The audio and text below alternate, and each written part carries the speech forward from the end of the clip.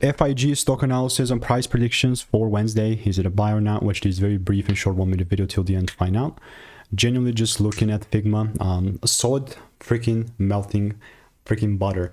For me, I mean, I'm the only person in this space with an actual track record of 44,000 videos and 5 years of experience. So I've seen what's working for me and what's not, especially now, without any solid pump into my supply and a double break, then there's just no way that I will be willing to sell, right? And I don't really like selling, to be very honest with you. Puts, all that.